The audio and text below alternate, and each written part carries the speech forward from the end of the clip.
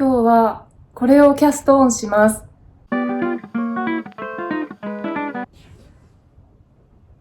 私以外何のメリットもない。何吉率が多いですか？頑張れって昔より劣化してる自分。新年明けましておめでとうございます。お手紙やりです。今年もよろしくお願いします。2024年最初の動画になるんですが、今日は新しいプロジェクトをキャストオンするので、そんな話であったり、あとお正月にちなんだ取り留めもないですが、おしゃべりをしていく雑談の回にしようと思っています。ちょっとだけ謎な開封動画もありますんで、よかったら最後まで見ていってください。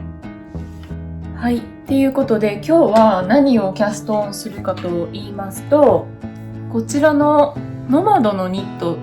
サイチカさんのノマドの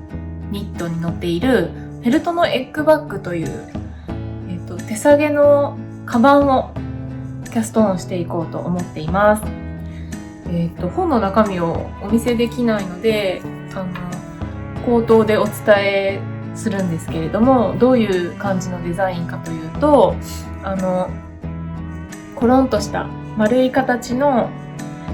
手提げバッグで、仕上げにフェルト化することによって、エッグバッグっていう名前の通り、卵のような、なんか、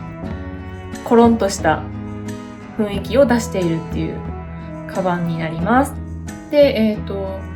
なので編み地はつるんとしたメリヤス地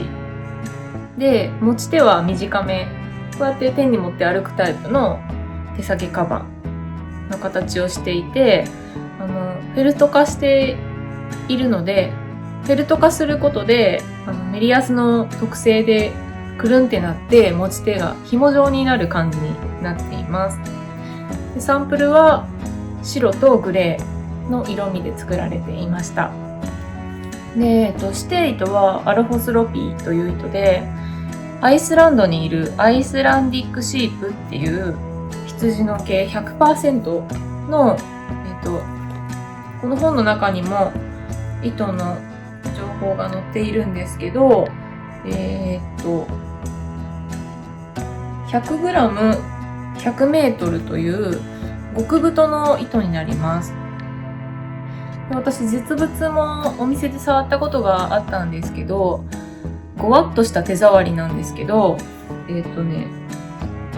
ごわっとした手触りなんですけど、この本の中にも書いてあるんですけど、水通しをして余分な油を落とすとふんわり柔らかく変身するということです。その変身する姿も楽しんでいただきたいというふうに本には書いてありました。で、ちょうどこのカバー写真にある羊飼いのセーターも同じアラフォスロピーを使ったものなので、これに近い感じの雰囲気の、もうちょっとフェルト化は強めにかけてあるバッグになります。で、サイズ的にはそんなに大きい感じではなくて、幅が29センチの持ち手を含む高さが35センチっていう、球体に近い形のバッグになるんですかね。で、仕上げにしっかりめの縮重をしてフェルト化して、フェルトのような質感に仕上げているっていう感じになっていて、その縮重の仕方も本の中に詳しく、手洗いのバージョンと洗濯機でもフェルト化することができますっていう解説がついています。で、私はですね、今回使う糸が指定糸ではなくて、これを使おうと思っているんですけど、これが、プラターロピーっていう糸なんですよ。アラフォスロピーと同じメーカーの糸で、これもアイスランディックシープ 100% だったと。アイスランド。メイドインアイスランド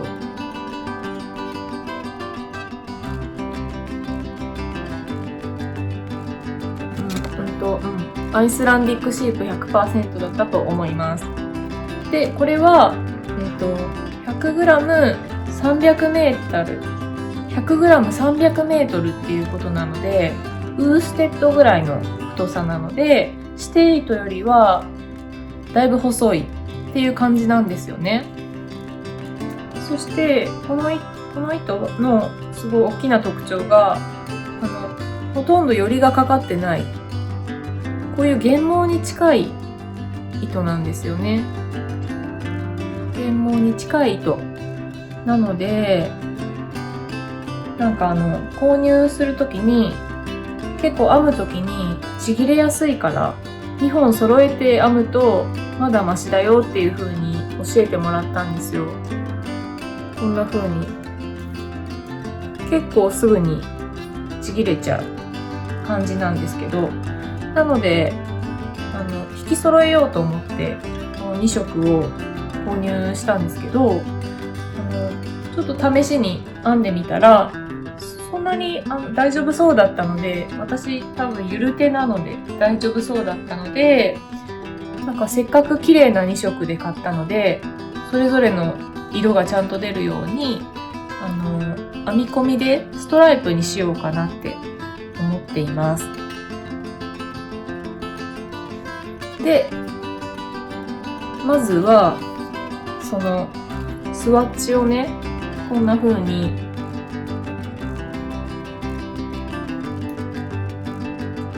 これが洗う前なんですけど、この糸の適正号数の針でスワッチを、私は US7 号の 4.5mm の針を使って編んでみました。そうすると、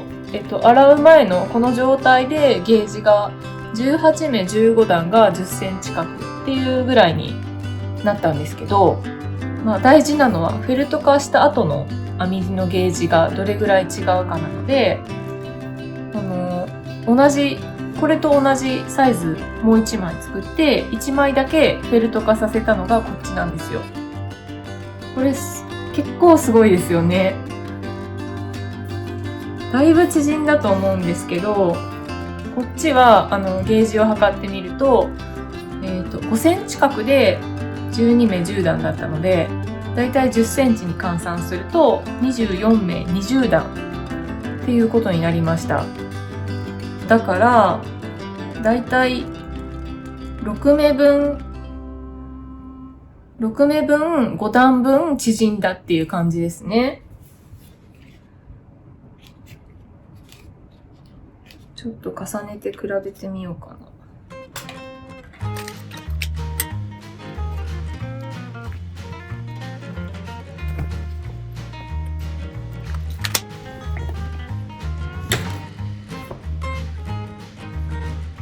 わかりますかね。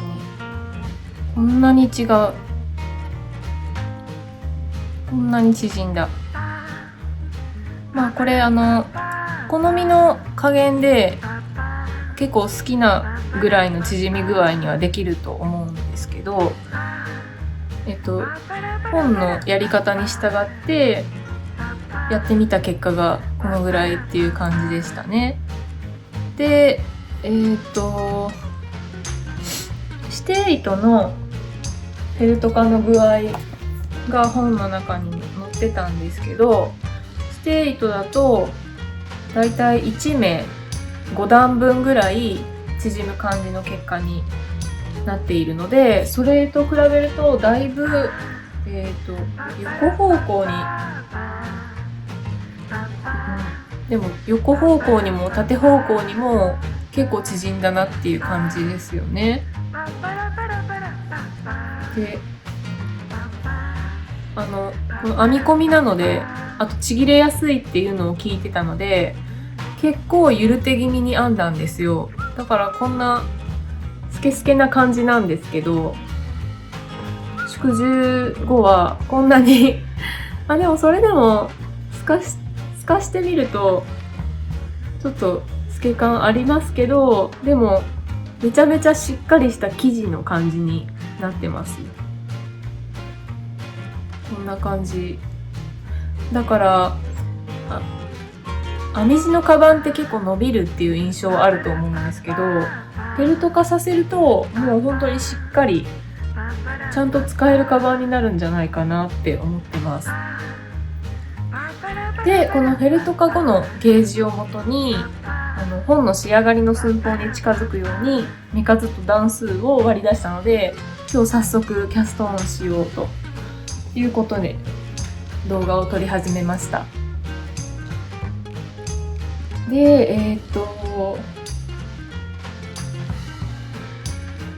の作り目がですね、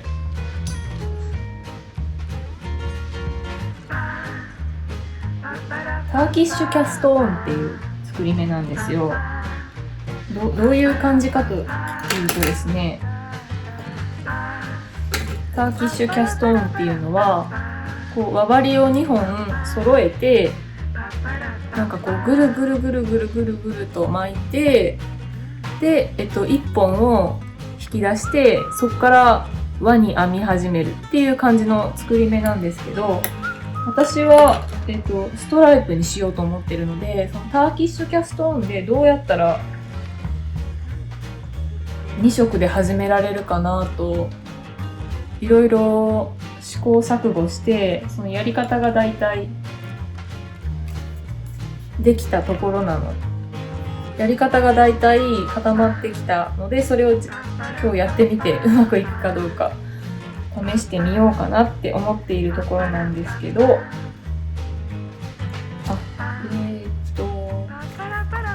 メモが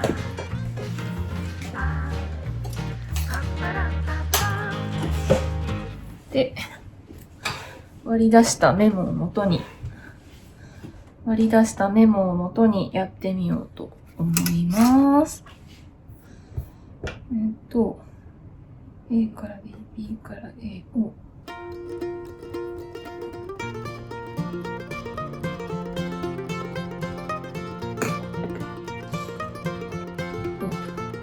A、B 揃えて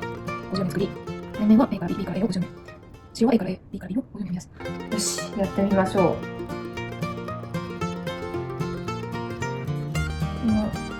2本揃えて巻くことにしたので、ちょっと待った。糸がねじれないように気をつけないといけないんですけど、1、2、3、4、5、6、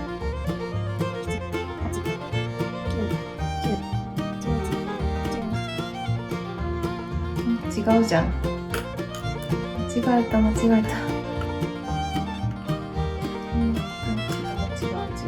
25周でいいんじゃん。間違えました。早速間違えましたよ。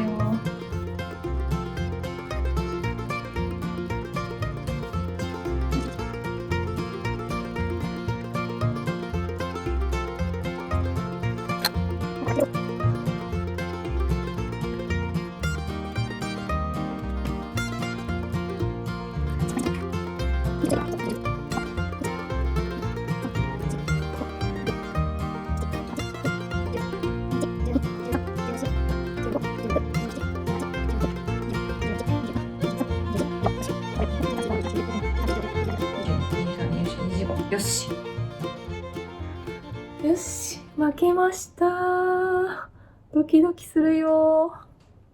じゃあ、こっからターキッシュキャストオンをやっていきます。すごい緊張して手汗かく。なんか手汗でちぎれそうなのでちょっと怖いですね。乾かしてから、落ち着いてからやろう。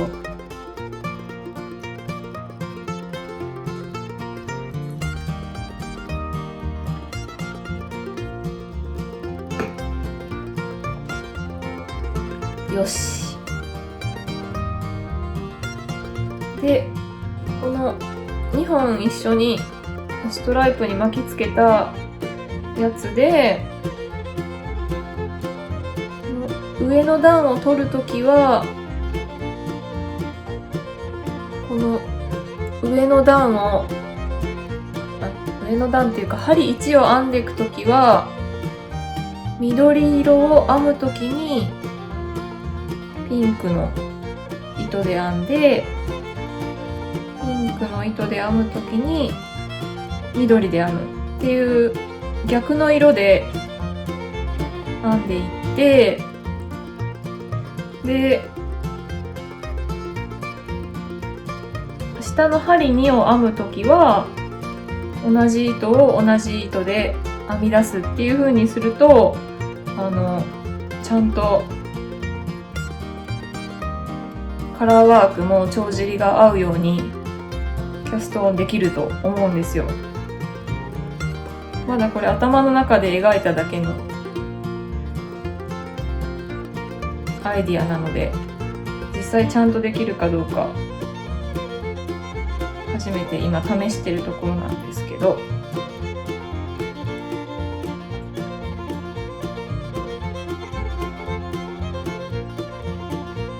怖い、本当にちぎれそう。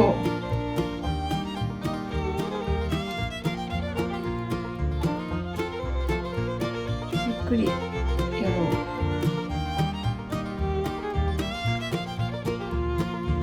よくこんなの動画に撮ろうと思ったな。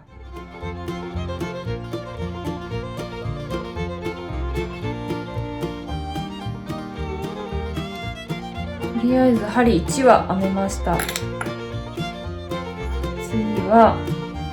針2の方の編み出しです。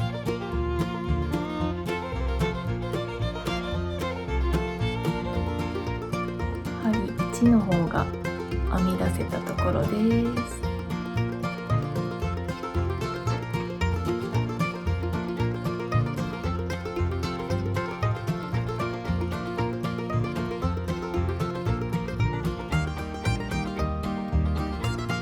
で、針2の方は同じ色から同じ色を編み出すと。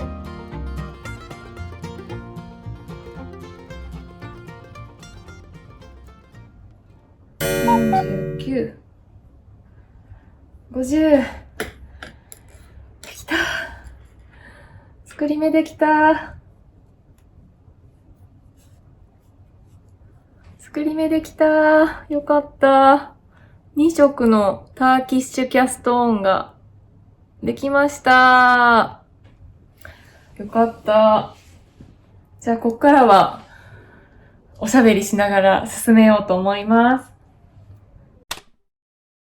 これ結構増し目するときが怖いですね。この糸ちぎれないように気をつけないと。よし。じゃあおしゃべりしていきたいと思ってるんですけど、なかなか口が動かないですね。お正月にちなんだおしゃべりということで、皆さんお正月どういう感じで過ごされましたか？私はいつもは実家に帰省してるんですけど、今年は自宅で過ごすお正月でした。別にそんな計画があったわけじゃなくて、普通に気づいたら飛行機のチケットがもうなかったっていう感じで、飛行機のチケットって結構早い時期から取っとかないとすぐちょうどいい日程ってなくなっちゃうじゃないですか。で、私もうっかりしていて、気づいたらもうちょうどいい日程がなくて、クリスマスの翌日に帰るか元旦に帰るかっていう二択の状態になっていて、なんかそれでどうしようって焦ってイライラした結果、なんか夫婦喧嘩みたいな感じにもなったりしてそんなこんなでぐだぐだ悩んでるうちに飛行機のチケットが取れなくなっちゃって、成り行きで自宅で過ごすことになったっていう感じなんですけど、もうね、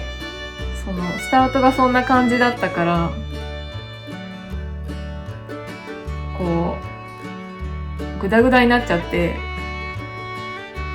お正月の準備とかも全てがどうでもいいみたいなマインドセットになっちゃって、それでもうおせちとか年越しそばとか、なんかお正月飾りとか、そういうお正月らしいものをもう全然何も考えずにほうけてたんですけどどういうわけか大晦日にパッてスイッチが入って、いやいやいや、年越しそばぐらいは食べないと年越した気にならないでしょみたいな感じになっちゃって、なんか大急ぎでスーパーに行って年越しそばの材料だけ調達してきたっていう感じでした。それで無事大晦日の年が明ける直前に仕事だった夫が戻ってきて、一緒に年越しそばを食べることができたので、まあ何もしないグダグダな年越しにならなくてよかったなって思います。そういえば皆さんは普段ご家庭の年越しそばってどういう感じなんでしょうか。ちょっと待ってくださいね。マシ目の段に入ったので。よし。何の話でしたっけ。年越しそばか。皆さんのご家庭ではどういう年越しそばのスタイルなんでしょうか。なんか自分家が世間一般みたいに思いがちなんだけど、よくよく考えたら結構家庭によって年越しそばもいろいろ違うのかななんて思うんですけど、まあ例えばまず自宅で食べるか、それとも外食で食べるかっていう選択肢があるし、あとあったかいのか冷たいのか、これも違うかもしれないですよね。あとお蕎麦に入ってる具も家庭によっていろいろ違うのかな、もしかしたらって思うし、もしかしたら蕎麦じゃないっていう可能性もあったりするんですかね。なんか家で決まってる食べ物があったりとかする方もいるんでしょうかね。うちはいつも実家では年越しそばはあったかいお蕎麦で、エビ天入りのそばが出てくるんですけど、結構麺が柔らかめで、それは母か父の好みだと思うんですけど、お店で出てくるよりは結構柔らかめのお蕎麦出てきますね。それで、エビ天は昔は母が揚げてたかもしれないんですけど、ここ数年はもう出来合いのものを買ってきて温め直して乗せるっていう感じですね。それで毎年今年のエビ天は衣が多かったとか身が大きいから良かったとか、そういう話が、そういう会話をして年越すっていう感じですね。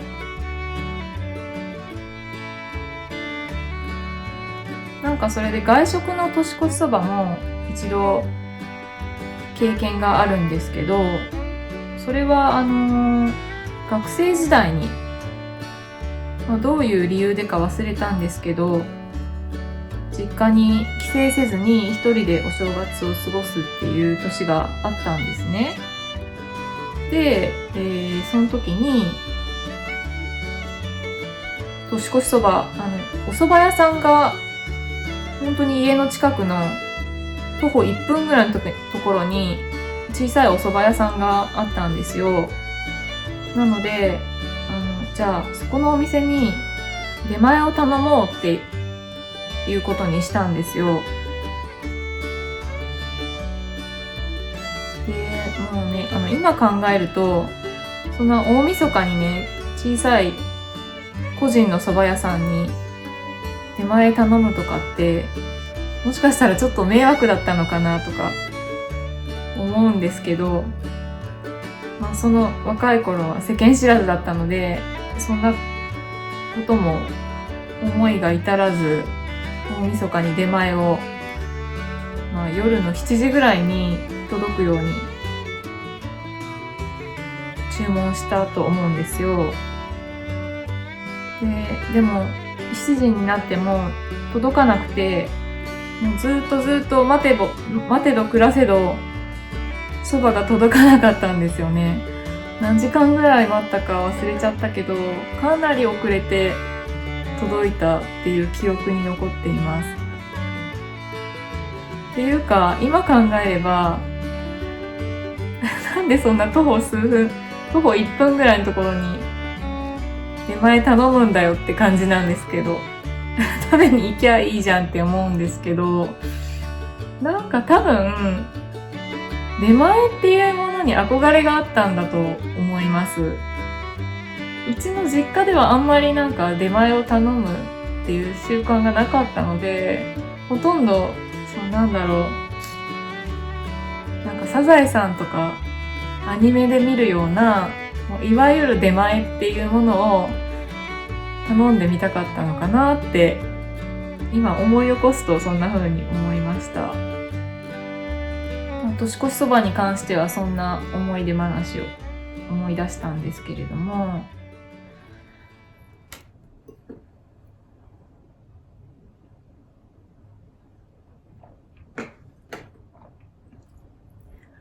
なんか年越しそばよりも多分お雑煮の方がもっと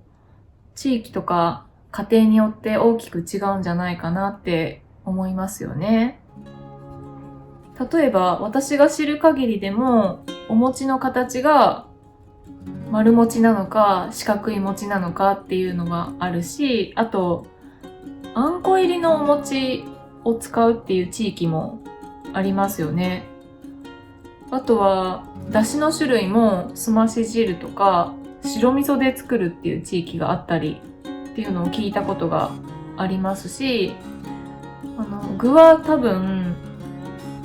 家庭によっていろいろ違いがありそうな気はしますね。私の実家ではちょっと待ってください。マーカーをつけておこうと思います。お雑煮は私の実家ではそうやって考えると四角じゃなくて丸いお餅を使っていて、であんこは入ってないお餅で、だしはすまし汁なんですよ。で具は大根と人参とほうれん草とかまぼこぐらいが入ってたかなと思います。毎年実家に帰省してそんな感じのお雑煮を食べるんですけど、今年はねさっきも言った通りグダグダしてたのでもう何も用意する気がなかったんですけど、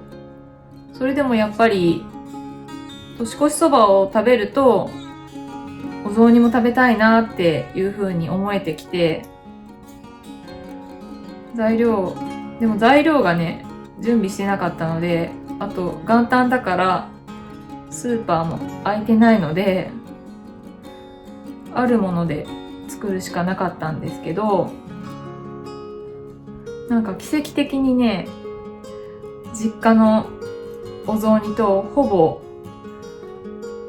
同じ材料で作ることができて、大根と人参があったし、あとほうれん草も冷凍のものがあって、あとなぜかちくわもその時冷蔵庫の中にストックがあって、それをかまぼこの代わりに使ってお餅は去年のお正月の残りがね、長期保存のお餅を買ってあって、それが残ってたので、ほんと奇跡的にお雑煮も作ることができたという、そんなグダグダなお正月を過ごしていました。で、ちょっと話は変わるんですけど、皆さん初詣はもう行かれましたか？私は元旦の午前中に行ってきました。今年は元旦が一粒万倍日と天赦日っていう開運日が重なるすごい縁起のいい日だったそうですね。まあ、そうとは思えないような辛いニュースが続いてたんですけどね。本当に被災された方には一日も早く日常が戻りますようにって願っています。いろんな情報が錯綜しているので、どうしたらちゃんと被災した方の力になれるか、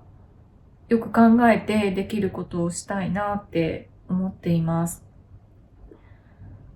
で、いろいろな考えがあると思うんですけど、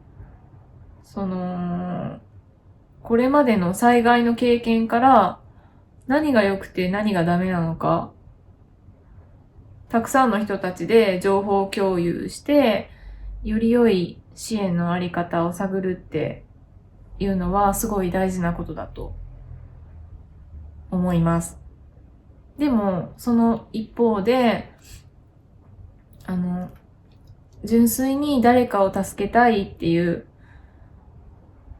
その行動を起こすきっかけになった思いっていう、思い自体は大事にしないといけないっていうか、大事に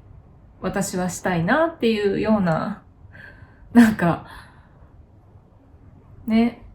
いろんな怒涛のような出来事がお正月の三が日にあった中で、珍しく、改めて真面目なことを考えたりしたお正月でした。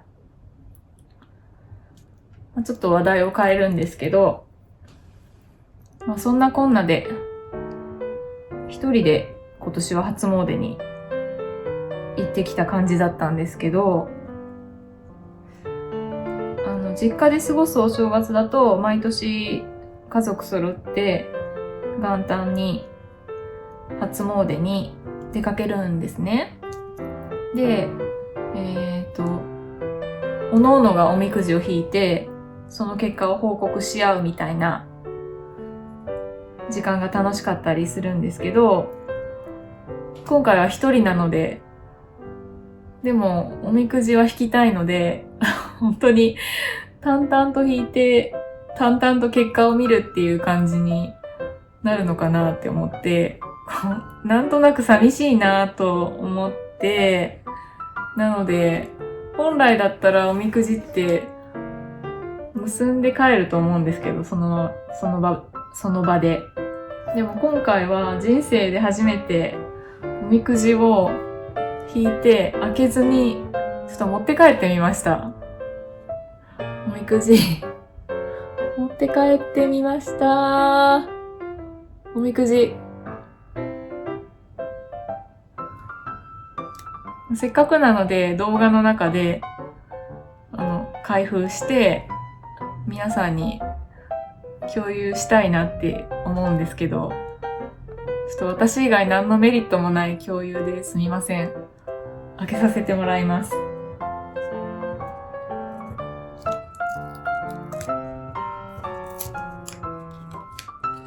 わー、初めて見る。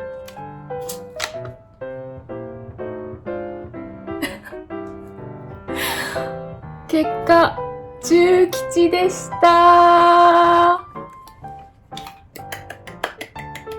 まあまあいいね。そっか。中吉でした。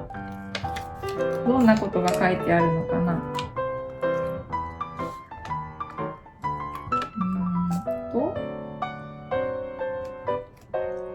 古きを捨てて新しきにつくがよい。あまり一つのものにとらわれて役にも立たぬことを思ってはダメです。元気を出して捨てるべきは捨て、進むところへ進め。ですって。なんか刺さりますね。結構私一つのことにとらわれて視野が狭くなっていくタイプなので。そっか。一つのことに固執せず、役に立たぬことを思ってはダメか。そうだね。なんか、どうにもならない人の気持ちのこととか、うだうだ考えちゃったりとかするんで、いや、本当に刺さる言葉ですね。こんな感じ。古きを捨て、新しにつくがよい。あまり一つのことにとらわれて役にも立たぬことを思ってはダメです。心に留めよう。あとは、願い事は急には無理、控えてよし。待ち人来るでしょう。うせ者、ところを変えて探せ。旅立ち、思い切って出よ。吉。飽きない。改めて利益あり。学問、自己への甘えを断ち、目標を定めよ。刺さる。相場、目先を変えよ。争い、勝ちにくし。そうなのか。争い事は勝てないのか。わかりました。恋愛はまあ関係ないから飛ばそう。でも恋愛、顔によらず心を選べって書いてある。面食いはダメってことですね。でも別に面食いじゃないからいいや。で、転居は十分ならず。出産は母子ともに健康。関係ない。病は医師を選べ。そうですか。縁談は思い変えればよし。これも関係ない。神の教え。こんな感じでした。中吉の言葉はこんな感じでした。で、後ろに書いてある神の教えも私はくまなく読むタイプなんですけど。難儀苦労のある時ばかり、神の御袖にすがる気か。きつい、この言葉。しんどい時だけ頼ってくるなって言われてる。難儀な時の神頼み、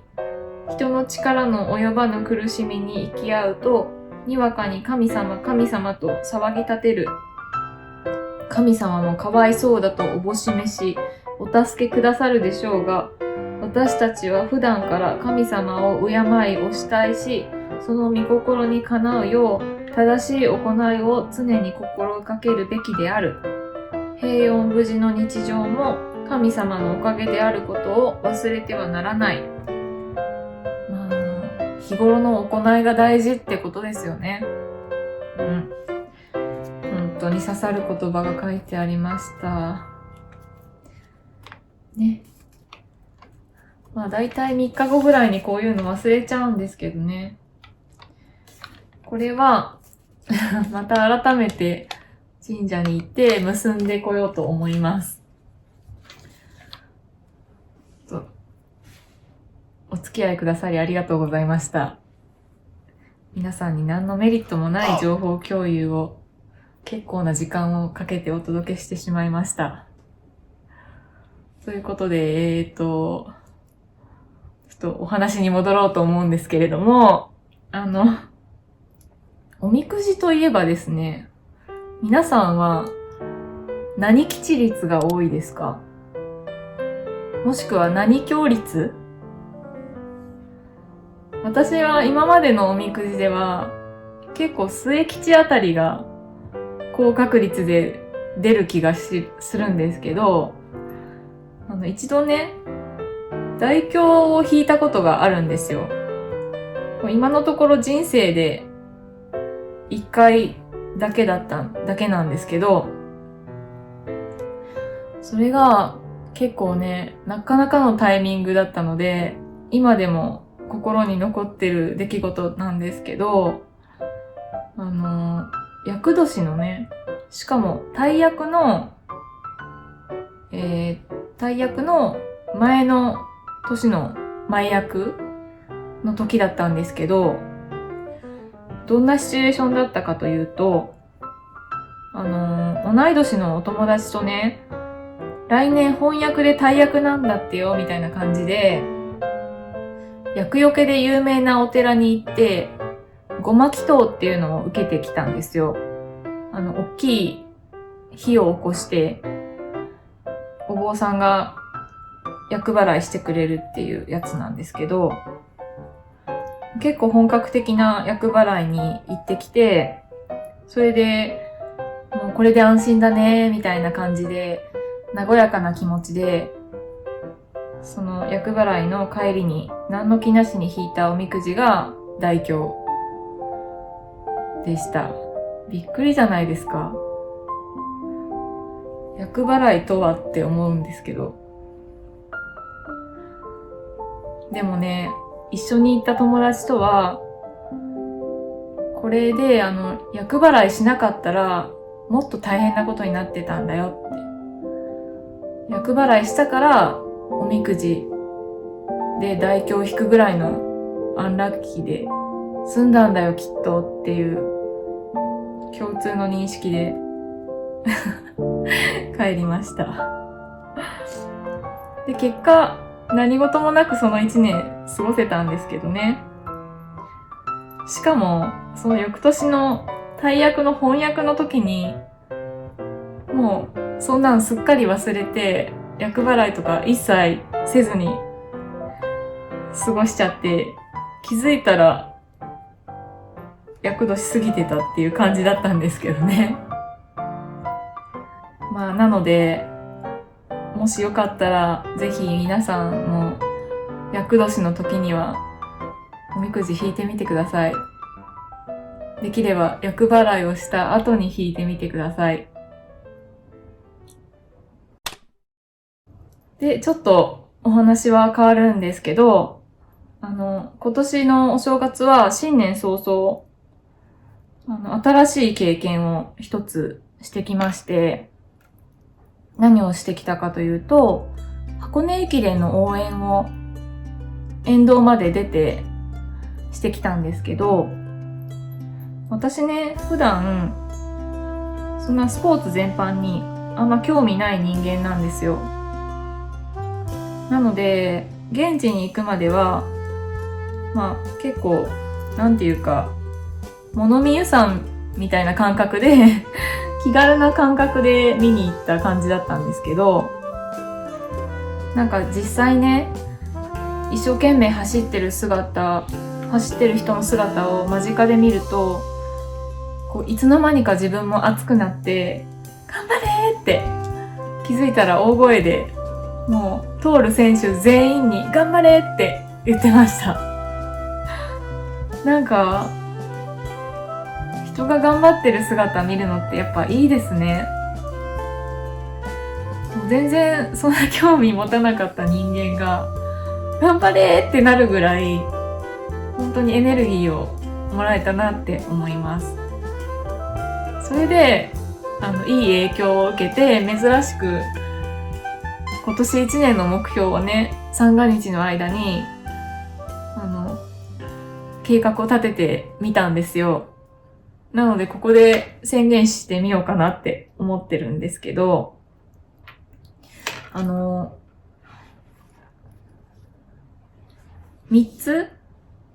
つの事柄で、まず1つは編み物についてと、2つ目は YouTube チャンネル、このチャンネルについてと、3つ目はもう普段の日常生活についての目標を立ててみました。で、まず編み物については、別にね、私、いっぱい編むことにそんなに重きを置いてないというか、数にこだわっているわけではないんですけど、目安として、今年1年は、毎月、ウェアと小物を1点ずつぐらい完成させられるぐらいのペースで編み物楽しんでいけたらいいなっていうふうに思っています。それで具体的にね、どのパターンを今年1年のうちに編もうかなっていう候補もいろいろ考えてみたので、それを多分次の動画で出すと思うので、よかったらそっちの方もぜひ見てみてください。あと、この YouTube チャンネルについては、去年の2月頃に始めたチャンネルなんですけど、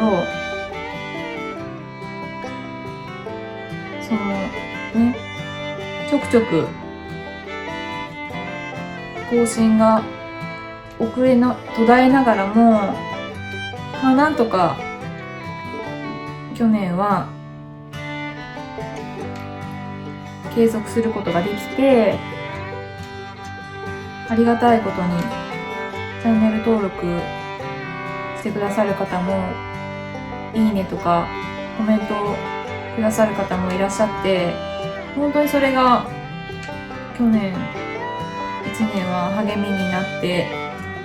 続けてこられたと思うんですよ。なので改めてありがとうございました。今年もよろしくお願いいたします。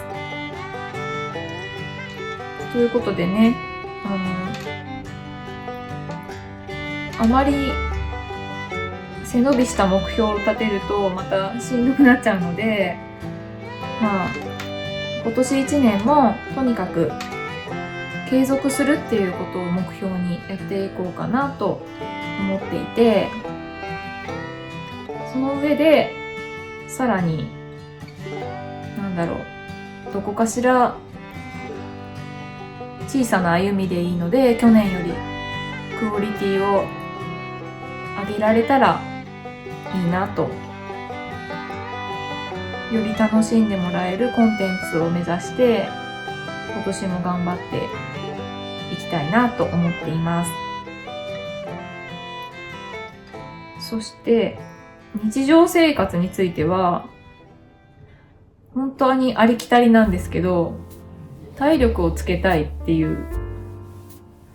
のが目標です。どういう流れでこの目標に至ったかというと、ここ数年の話なんですけど、もう年を重ねるごとに私は自己肯定感がだだ下がりだなっていう風に最近思うんですよ。なんでこんな感じになってんのかなってちゃんと考えてみると、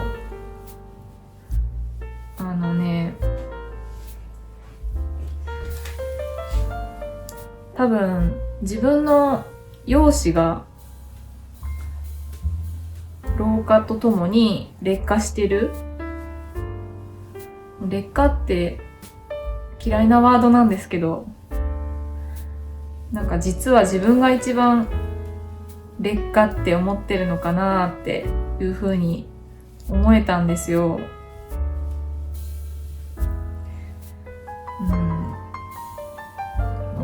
どう頑張っても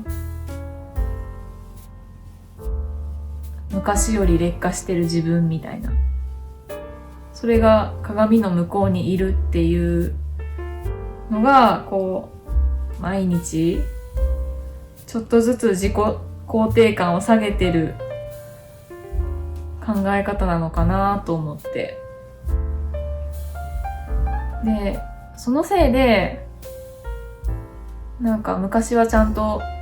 おしゃれするのが好きだったのに、おしゃれのモチベーションも下がっていくし、体型に関しても、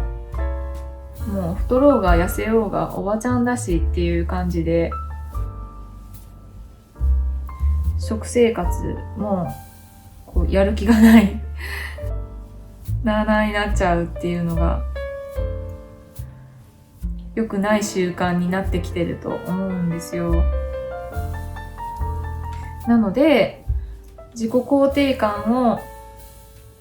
上げて、もっとね、毎日なんかハッピーな気持ちで過ごしたいなっていうことから、そのおしゃれをもっと昔のように楽しむ気持ちを持ったり、食べ物だけじゃなくて生活リズムももう少しちゃんとしたいなって思って、でもそういう風にするためにはやっぱり気力も体力も必要だなって感じたんですよ。なので体力をつけるっていう、結果シンプルな目標に到達したというわけでした。具体的には去年も暑い時期は除いて季節的に大変じゃない時にはウォーキングを続けてこられたので、とりあえずそれを今年も継続していきたいなっていう感じです。こんな感じの最後は中年のリアルな目標を披露して今日はこの辺で終わりたいと思います。結構長い時間になっちゃったのかな。最後までお付き合いいただいてどうもありがとうございました。また次の動画でお会いしましょう。さようなら。